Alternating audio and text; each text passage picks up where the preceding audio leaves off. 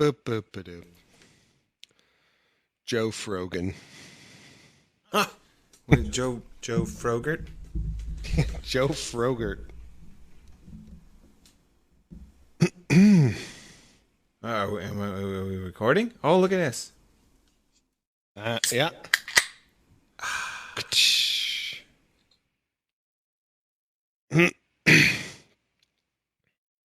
I'm Harland Incredible Crust Grant. I'm Ryan Watch Me Can Do McKenna. And this is the Dawdler's Philosophy Podcast of Indeterminate Duration. All right. We need a new song for indeterminate durations. You ready to compose? Jeez, I'm ready to Decompose. Ha! All right. Yeah, I'll compose something if this ever.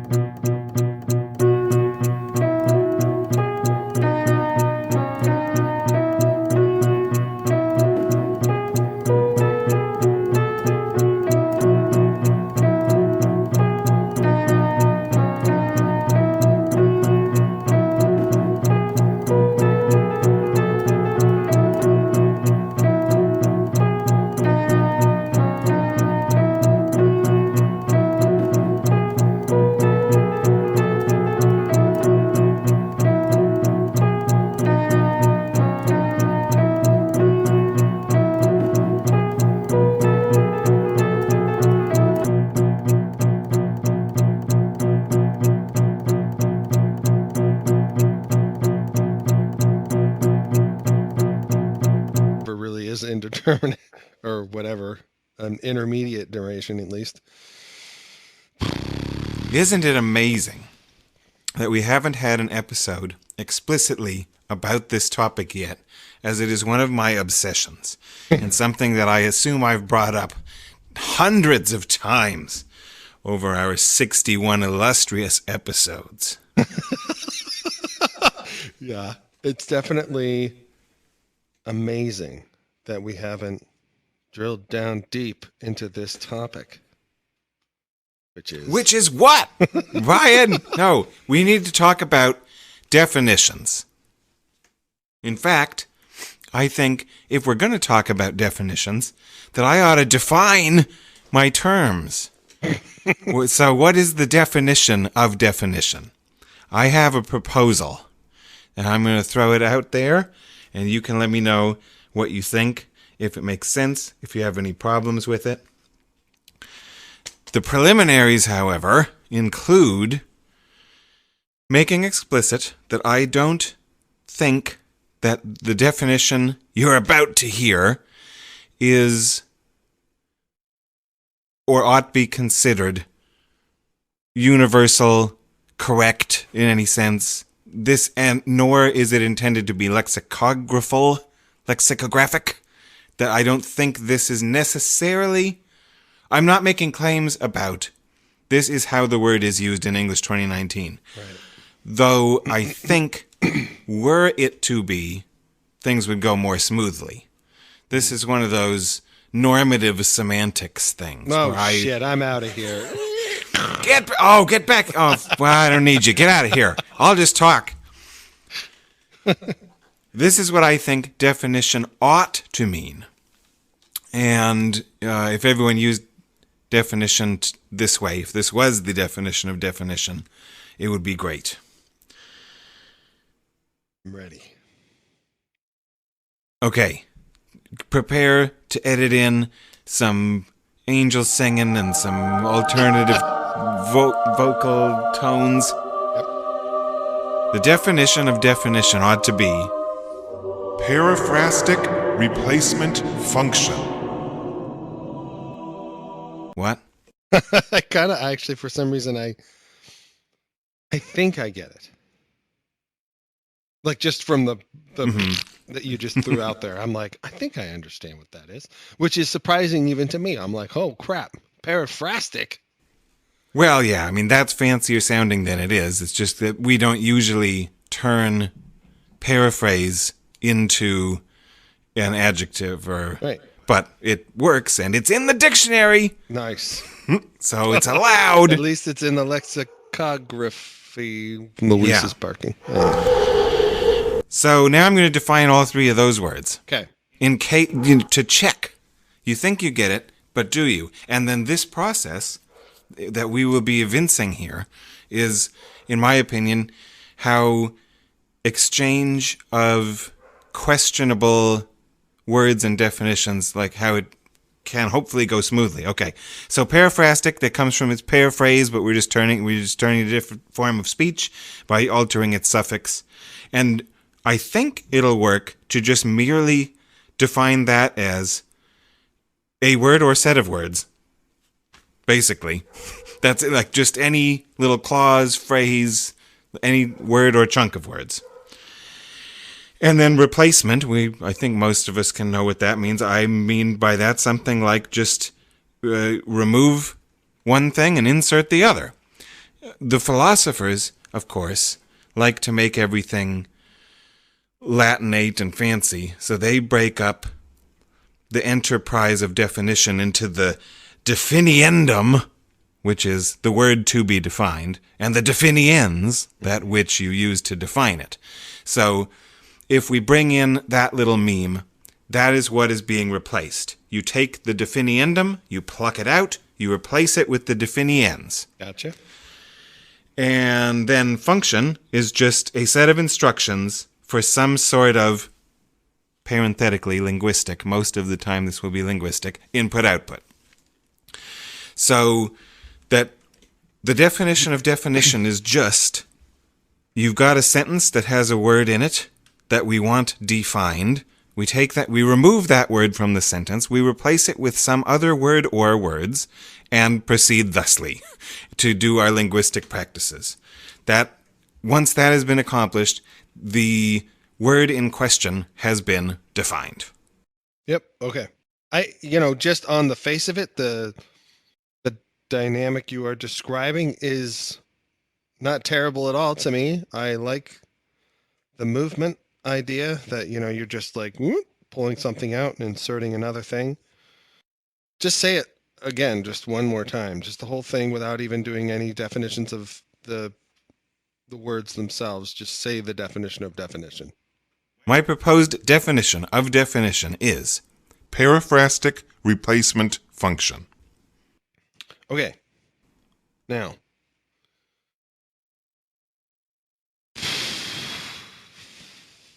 you don't expect humans to use this, correct? You want expectation is a strange endeavor. You don't. I would prefer it were they to, but I don't expect anything of them. They elected Trump. What do they do that is not paraphrastic replacement functioning? Well, let me answer that question by referring to a source.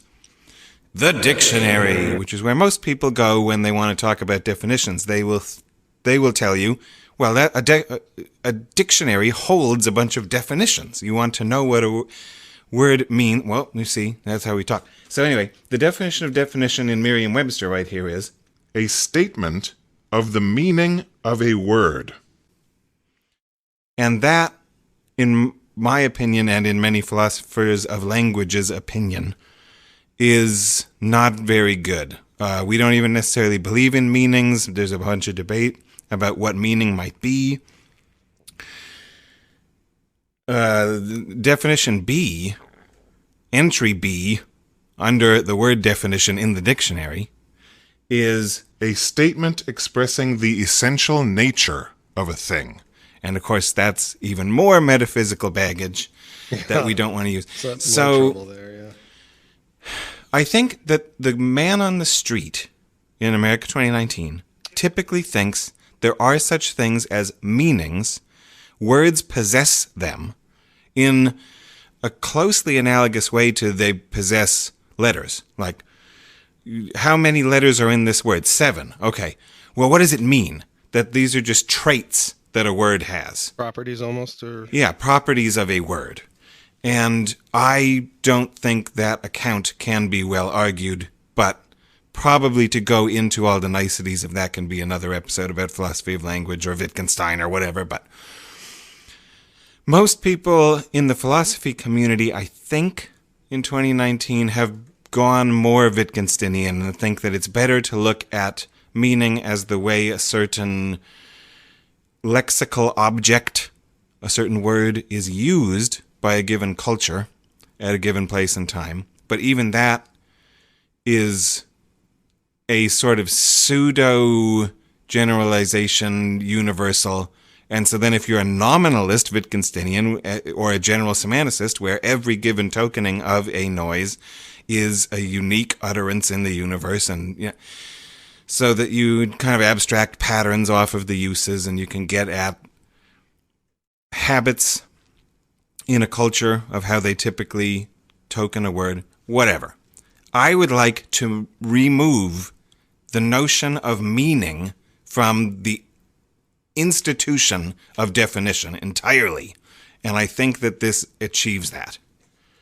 So that naturally led me to go, okay, well, what is the, dictionary definition of the word meaning? And of course, what I'm immediately able to pull up, editing,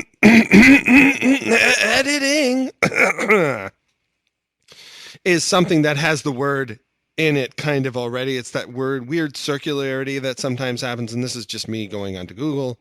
Mm-hmm. And then Google's but many will be familiar with this. If you start looking words up in the dictionary, you don't know what one of the words in the definition, quote unquote, means. So then you look that one up. And after doing it somewhere between 2 and 10 times, they are referring to each other.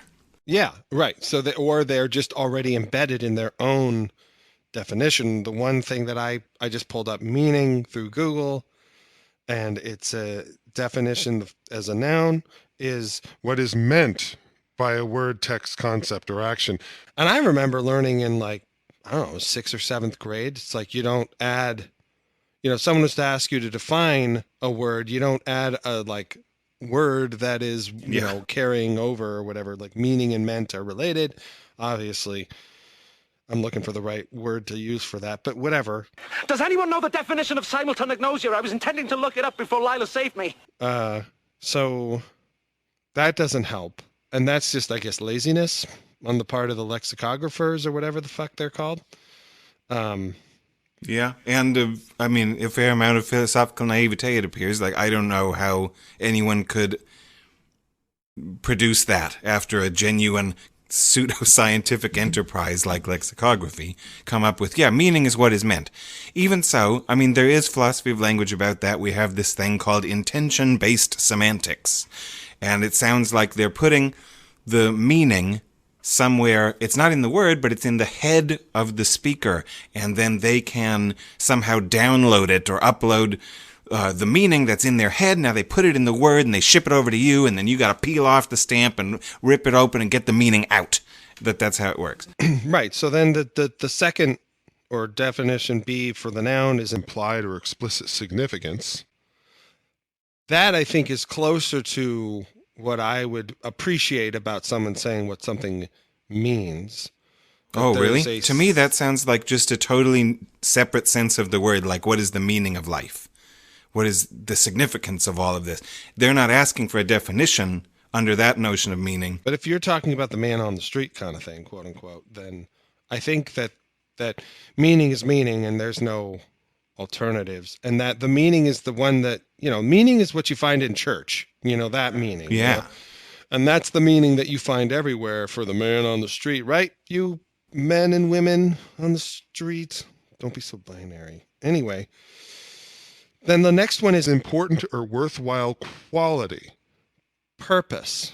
Like there's some sort of teleological, and that seems also getting closer to it's a property of the word that comes with it, just like the letters or whatever, the spelling, which of course can change, but whatever. And then the adjective version is intended to communicate something that is not directly expressed. That's meaning in the adjective sense. And I feel like that's not exactly on par, but that's sort of, for some reason, getting a little bit closer to this notion of the original definition of definition that you read off. It's, you know, what is meant by the word, you know, the intended expression or the intended communication, as you had talked about, where it's like whatever it is that someone has in their head, and then they somehow inject that Yeah. into the word and then send it to you, and then you drink it up like some kind of like gusher candy or something. I think that's one of those familiar, intuitive Yes. accounts of how language works that I and many others grew up with. But I don't think that there are good arguments to support it when you put your philosopher's hat on and you start trying to figure out what's going on around here. Mm-hmm. Correct. For at least the reason, among others, look at multiple recent episodes. I don't think that there are minds or consciousness or whatever, or these little Cartesian egos up in the head somewhere that have access to meanings and Platonic forms and essences and clear and distinct ideas and all of these Enlightenment mistakes that we can now transcend. Steven Pinker. So this is meant to be an alternative that can give you everything you want. It's close enough to the usage of my culture that if you interpret people as meaning this by what they say, see, it's embedded in my English that I use that turn of phrase, even though that's exactly what I was just saying. I don't think is philosophically supportable, but that's how I've been conditioned to talk. Mm-hmm. What was I saying? But you digress. Self-monitoring.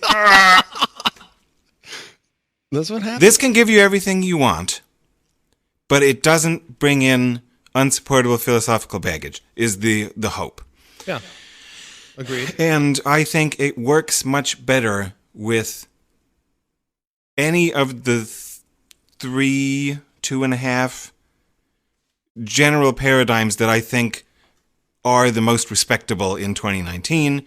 Basic, like physicalism / materialism stuff, some sort of information-based computational functionalism, or some kind of strange woo-woo Whiteheadian philosophy of organism, which I'll defend in a future episode. Nice. But I think this one works better with matter and computers, both of which we like right now. Yeah, well, they do a lot for us. You know, they hold the roof over our head and help us entertain ourselves endlessly with our screens and communicate these little episodes. That's how we come to you, dear listener. Or maybe, I mean, that's what I'm saying is that's the story that we tell right now of how we come to you that seems to work the best. Yep. I was accused of being too scientistic in the Frankish episode, so now I have to sound a little bit postmodern in this one to balance it out. I see. I think there's some things definitely to grab from postmodernism, but I don't think you need to worry about that.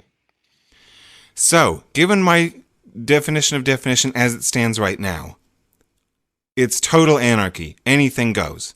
You can pluck a word out and replace it with another word or words, and it counts.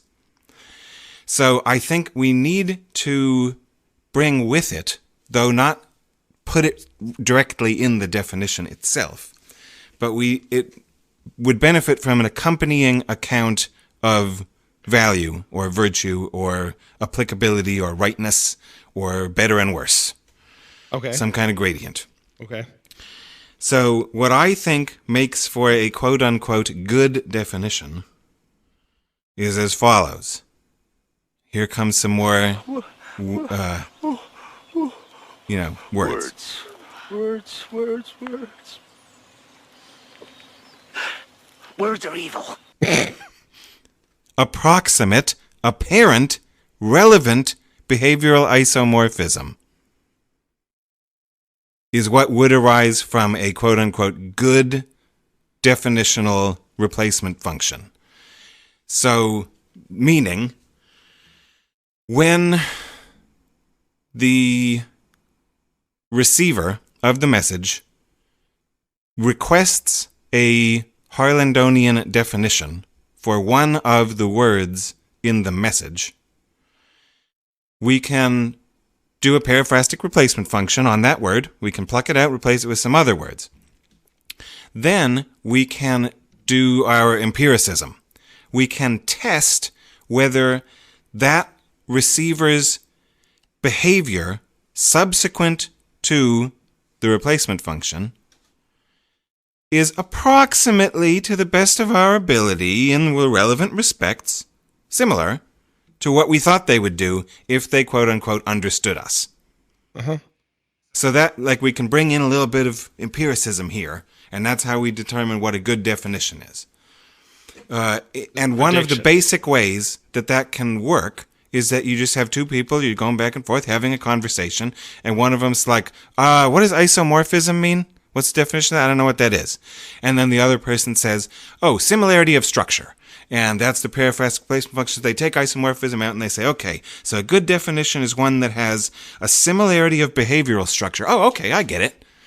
And then the other one, and they can bounce it back and forth and say more sentences until the two people in the conversation are convinced enough that, okay, I guess they now know the definition, know the meaning of the word. Yeah, that all sounds great to me. That's a big yep from me. What did come to mind at one point was that, it's anarchy or whatever, but there can be, I don't know, freedom in anarchy, and there can also be room to really explore, and you're not as constrained perhaps by culture or, whatever the norms are that you're conditioned under. And that's kind of nice. Freeing, it's kind of a weight off your shoulders or whatever.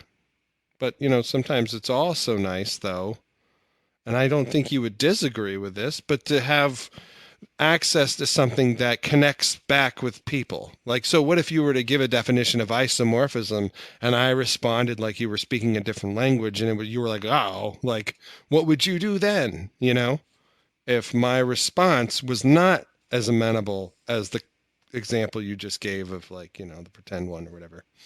I would attempt to construct a new paraphrase that I hoped would result in the behavioral similarity that my first definition attempt was lacking.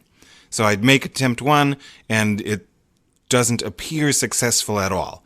You say, that doesn't help. It's like you're speaking Swahili. I don't know what that means either. So then I'd say, okay, well, let me try again. And I go back to the drawing board and make a new little poem and put that in and say, okay, well, does this help? And if not, if that failed, perhaps 3 times, then we'd have to try some kind of alternative strategy where I'd say, all right, well, what do you think? Or, maybe throw it to them. You take a shot at it and I'll tell you if I think it's right or not. Well, I'll tell you what isomorphism is. I don't even know the language. Yeah. Literally, if you have two people that... I guess one person would just have to accept your definition if they had no clue. But if they were clever enough, they might be like, I don't see how this similar structure works with your, whatever else you were saying. Maybe that's where the disconnect is. My heroes tend to be evolutionary biology people, paleontologists, etc.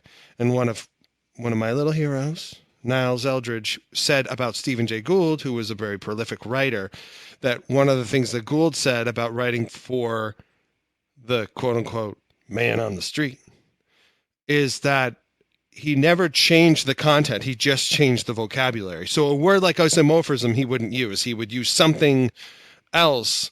And in a weird way, it's almost like he was doing the reverse of what you're saying. Instead of he was kind of doing a paraphrastic, replacement function there. But he was definitely using a word he at least was confident other people, quote unquote, men, women on the street, would be familiar with. So then he would just use that instead in his writings or whatever to get people on board with what it was he was trying to whatever tales he was trying to tell. And that's I don't know what to call it, an authorial strategy that one can implement, and it makes sense. And it's sort of just like, I'm going to jump the gun, take my best guess as to where my audience would request definitions, and just run the replacement before they even get Right, yeah, that's, I think, what it is. I'll do your homework for you so you don't have to go look things up. Yeah. And that can have advantages, can make you more likely to be popular, among other things. One reason why I wouldn't prefer that strategy is it seems in danger of a drastic amount of what I call connotative pollution. Oh, yeah. If you're purposefully using idiomatic language, then you're just asking for people to misunderstand the general message, because all the different readers will think they know what you intended to say. They'll think they got the message because they know all the words. But many of them have different behavioral structures arranged around those linguistic objects, and so everybody will buy your book and they'll all review it positively, and maybe 3 people take away significantly different behaviors after reading it. And I don't like that. So I would rather use a term of art, a jargon word, Sure, and then provide an explicit definition if I think that they're going to need it. Yeah, and I would understand, and I'm understanding what you're saying, because, a word in one place using the same language, say, or not, can have a different, meaning to people in a different, say, country or something like that. Usually this issue hinges on like taboo or whatever, or derogatory words or something like that.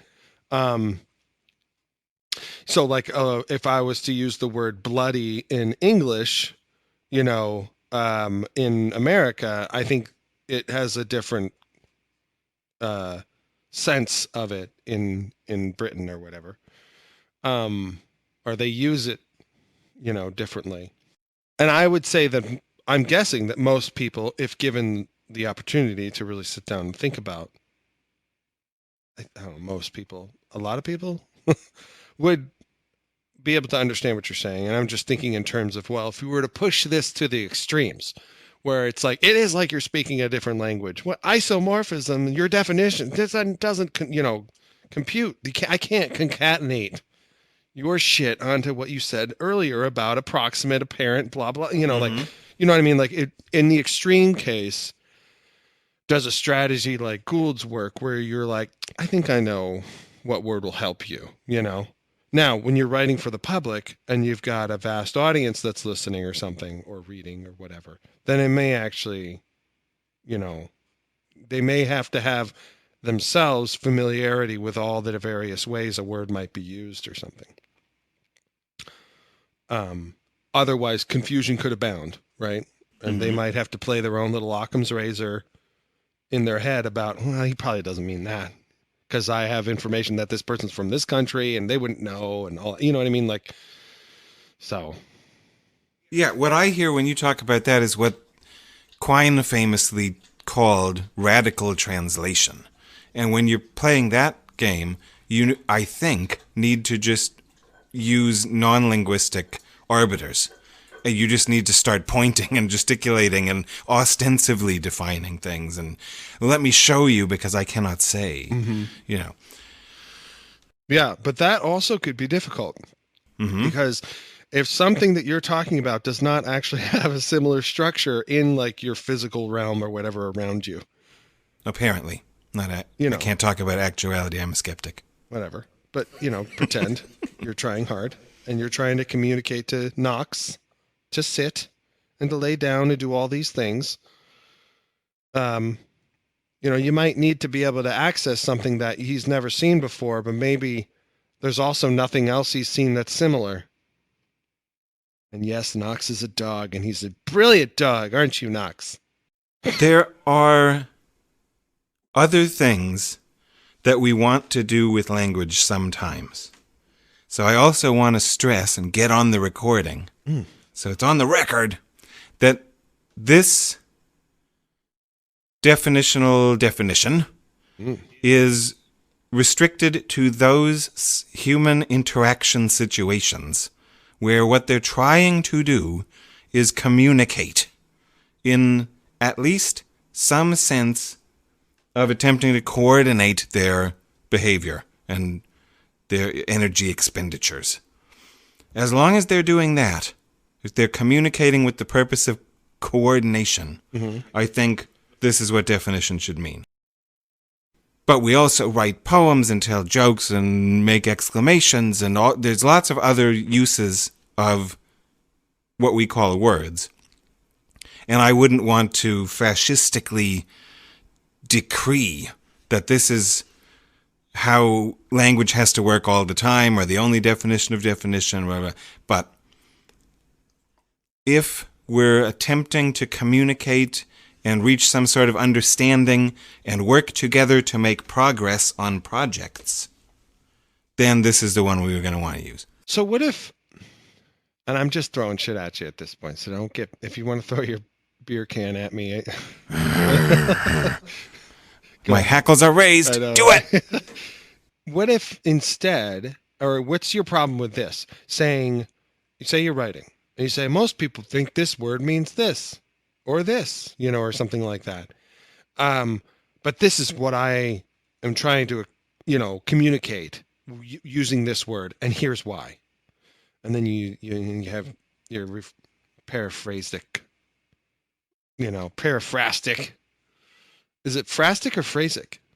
I believe there's a T in it. God damn, I hope so, after it's been recorded this many times. Well, we just say paraphrasic and paraphrastic and paraphrasic and paraphrastic, and now everyone's confused. But let's call the whole thing off. Delete the episode. Words are evil. But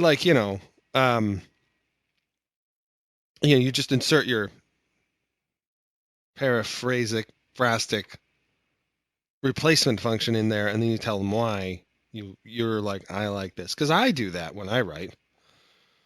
Because I think that, people are lazy, like in the dictionary, and we use these kind of lazy bones way of going about communicating. But I do think even at the professional level, at an academic level, that does lead to confusion. Like, for instance, has anyone ever really come up with a definition of species? This is in my area of, but it's a big area of contention. Whether or not you even, you could be a species nominalist or whatever, but you can still say, well, what's your definition? Or how would you go about telling me more about this word that you're using and what it apparently represents in the world or something like that? But then how often is the word species used even in the academic literature?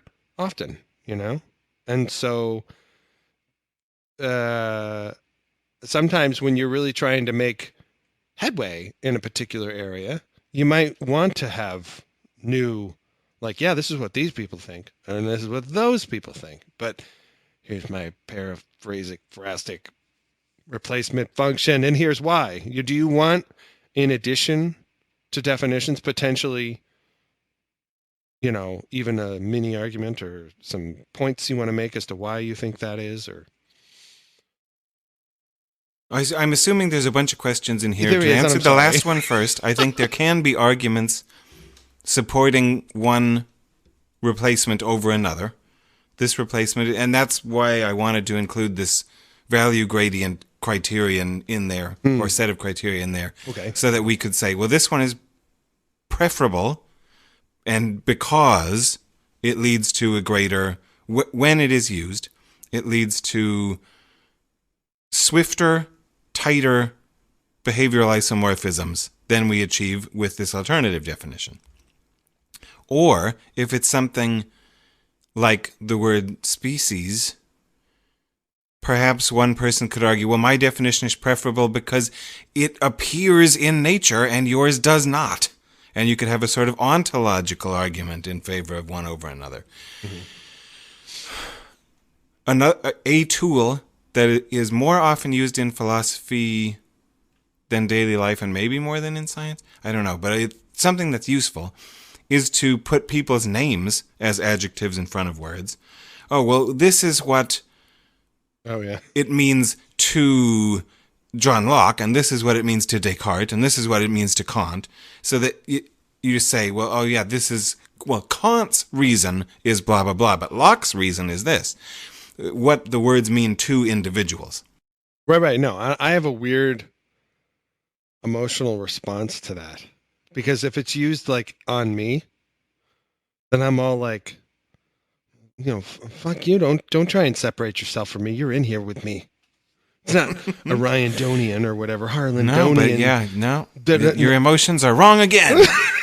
You're the only one in there. You're the only one constructing your sentences. I'm not in there with you. Oh, yes, I am out you here receiving your sentences. You've got it. Nope. Sorry. Another problematic that I've noticed with our hyper-specialized society, which hopefully has gone over the hill and we're going back towards tying things back together. But the more specialization there is, the more it could easily be that individuals in one profession use a word in a given way and individuals in another use it a different way. Sure. And this also has come up recently because we've done episodes about the word consciousness. And consciousness means something very different to a philosopher of mind and to a Jungian psychoanalyst. For example, among, I'm sure, many others. And probably means something different to a Buddhist meditator. Or a doctor. Or a medical professional, where it just means awake and aware or something. Or not dead. Functioning, yeah, exactly. And that's something I think we ought to avoid. I think, is that homophone when it has the same noise, but it means very different things, like bank and bank? Well, consciousness is kind of like that too. Yeah. But the English language has got problems with that. Yeah, and well, right. And we ought, when we're doing our academic, when we're trying to communicate and understand each other, we don't like that. That's not good. Well, so I it's think not even, I have a son who's learning 2 languages at the same time. One of them's English, obviously. And I'm having every day to be like, oh, that's not the, there, or what, whatever the word is that can have a, even the same spelling, like you just said, bank and bank. That's frustrating because the kid needs to get this done, and understand and move forward. But there are all these roadblocks with the English language, even for kids learning it. They just have to memorize, which is probably not very efficient. Right. I don't think, just rote memorization doesn't seem as efficient as whatever the heck understanding or speaking a language means, which might come down to something like taking advantage of some sort of Chomsky-esque inborn neural habit or whatever. Can I just say something? I'm so sorry. I'm going to this is like a little Ryan's family time interruption, which happens more and more these days, I've noticed, and even I'm interrupting now. So my son has this little Nintendo Switch, and you can, download apps or whatever, just like anything, and you can do a search on YouTube or whatever it is, and he learns Japanese. That's his he's in an immersion program. Anyway, and I went to go search something, and he's searching in Japanese, not in English or whatever, letters or Arabic or whatever. And I'm like, I wonder if that's because that makes more sense to him, because the English language sucks that much. And there are all these problems that he's constantly encountering. And maybe just Japanese they don't fuck things up. Although they do have multiple written languages that he has to learn, but whatever. So you're saying literally he goes to a search box and he has some desired outcome in mind, and he could type in English or in Japanese, and he chooses Japanese. Yes. Interesting, yeah. Yeah, anyway. Because most people in his environment, if he's not at the immersion school, because he lives in America, right, he's getting more English than Japanese, even though he's getting both. Right. But so to choose Japanese is interesting. Yeah, I think that's interesting for sure. Anyway, just an anecdote. Thought I'd throw in there since we're on the general. So he must appreciate that the computer, the Switch, can understand both. Yeah. Because most of us, he must know, don't. Because I haven't heard him speak Japanese to me. Because he probably knows, or right, that he wouldn't. That wouldn't work. No, not at all. But so far in his little reading assignments, he gets them every time, so far as I can tell. And his message is consistent. Every time he reads something, he tells us what it means, or, he tells us what it says. And it's it's the same thing every single time. And I figure that must mean that he has some level of understanding of it. Like a sponge. Anyway. That was some eye contact between my wife and I when I was like, I pulled up the search thing to look something up on it, and I was like, Jesus, you can be smarter than us. We'll never be able to tell what he was looking up. Oh, that's why he's hiding his searches from his parents. Yeah, if only. He doesn't know how to clear a browser history. Yeah, he knows how to type his searches in smart, Japanese. But he's not that smart. And besides, in an app like YouTube, everything pops up anyway, what you've been searching. And so usually just typical boy things, video games, grokking. Anyway, that's enough of a sidebar. I just thought I'd mention it because we're complaining about English and definitions and your desire for, at least when we're doing the actual hard intellectual work, we should be specific. I think people should be open to that, but people just rarely do provide definitions of things. It seems they want to just move along. They just everybody knows what species is. Even though it's like critical to their work or whatever. I don't like that. No, but I think that's definitely the case. People are, it's this way of like, I don't know. It's this sort of probabilistic thing where it's definitely in science, at least. I think it's it's bleeding over from statistics where you can always say, well, I knew I'd be wrong somewhat, or whatever. You can always say, well, I told you ahead of time. Or if somebody's like, you mean this? That you can be like, yeah. It's like Heisenberg's uncertainty principle. You can look at the speed or you can look at the position, but you can't look at both, that kind of thing. So in the meantime, it's this big fuzzy thing, whatever the electrons are doing or however it is. And that's kind of what it seems to me like. And I mean seems as in it appears to me. Jesus Christ. That's how it appears to me, is that the words that are used that are important, even in an academic setting, are fuzzy like an electron cloud or whatever, where you then, once you focus on it, you can really only get so much information, and that person can then be like, yeah, that's what I meant, the genetic version of species or whatever. Yeah, I'm not saying that's what they do, but in general, it's like they're allowing themselves that opportunity, not closing themselves off because, I don't know, they got reputations to manage or something. Would you say that, okay, your point is just that's how it currently appears to operate much of the time. Not that that's a necessary uncertainty thing about the way language works. You've got the normal conditioning that you get when you're growing up, right? And then you've got this additional conditioning of your particular field and it being also science and the journals that you send to. Every journal has its own set of rules. And so you're always trying to stay within somebody's preference set. And then, whatever that is, it could be the collective's preference set, and everybody just sort of adopts it. And so in this journal, I don't say what a species is, but in this one, they're sticklers, or you know what I mean? Like there's no universal across the board. Everybody just communicates cleanly because we all more or less play by the same relatively making sense rules or whatever. Rules that make sense. Anyway.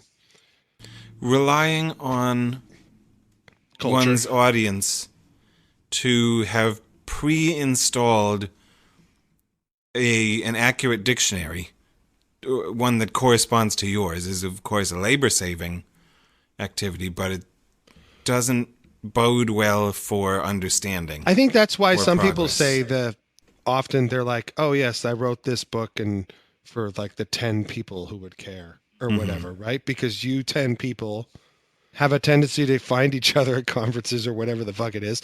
You all care about the same thing, you know, and then, you know, it's like you're writing for each other or whatever. And so nobody else knows what the fuck you're talking about, but, you know, you 10 do or whatever, or 11 people. Turn it up Maybe. to 11.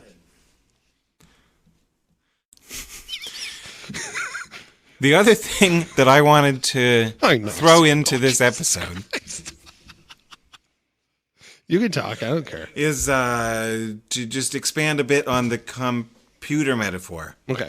Because I used to write computer code and know a tiny bit about how that works. And computers are also exemplary collaborators.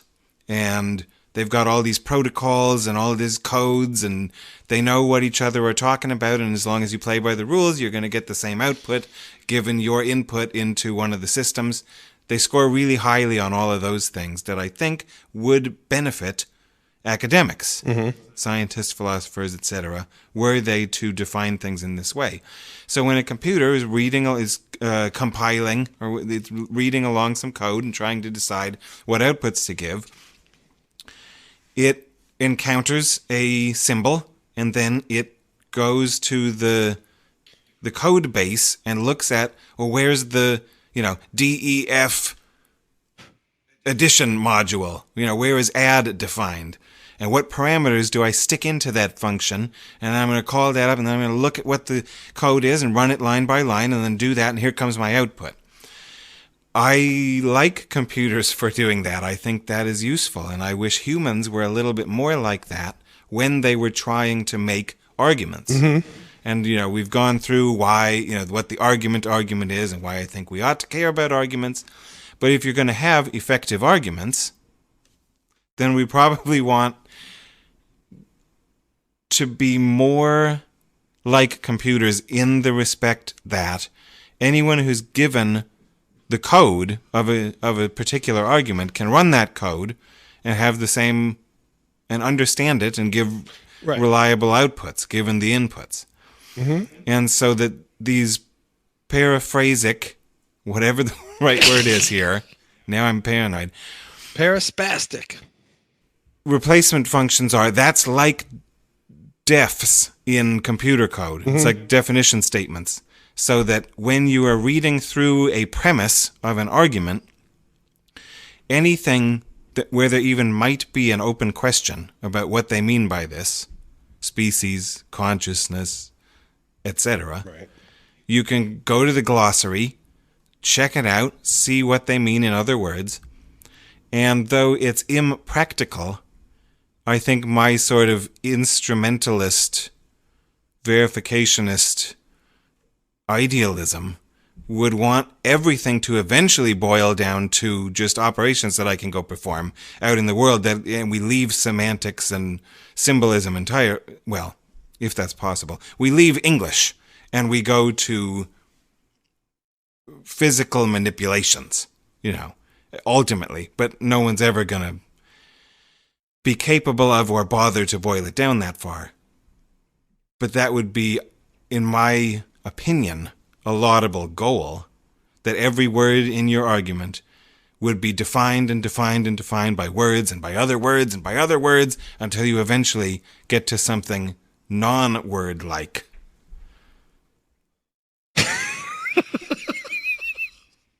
Which in the computer metaphor, I suppose, would be going from source code to machine code to electrons moving around inside the computer. It eventually is some non-symbolic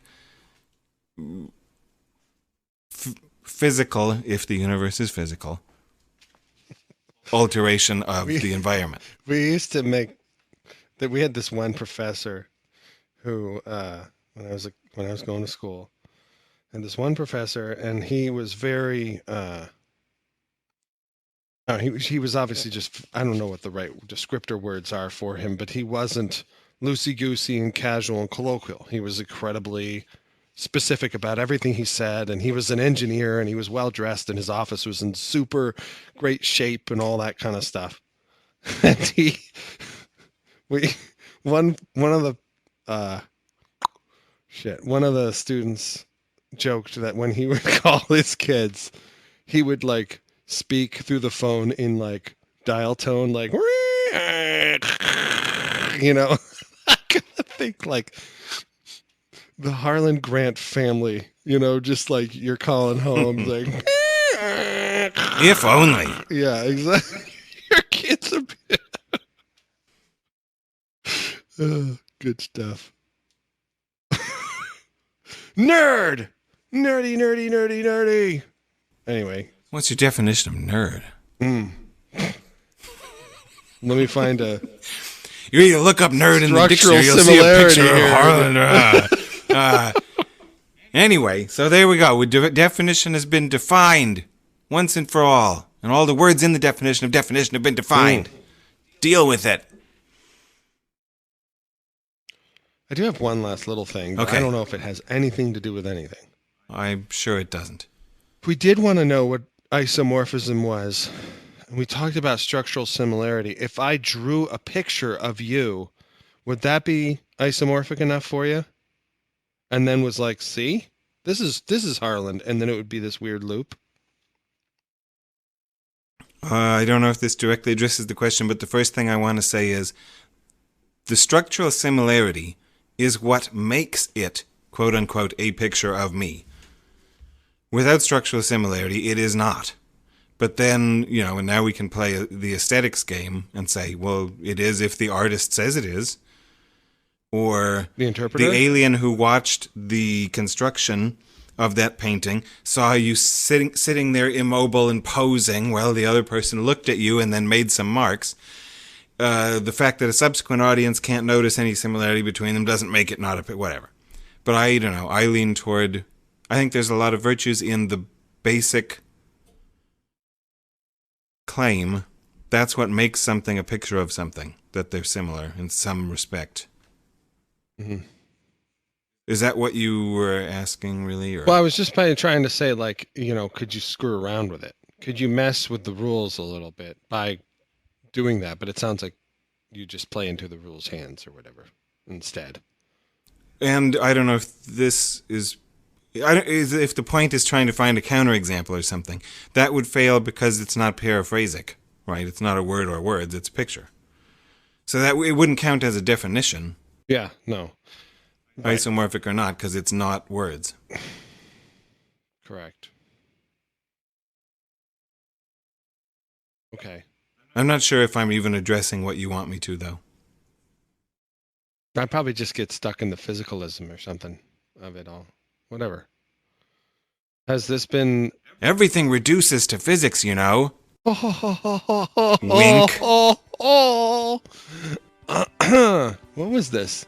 Oh, 53 minutes. Oh, we stop. Is this still on?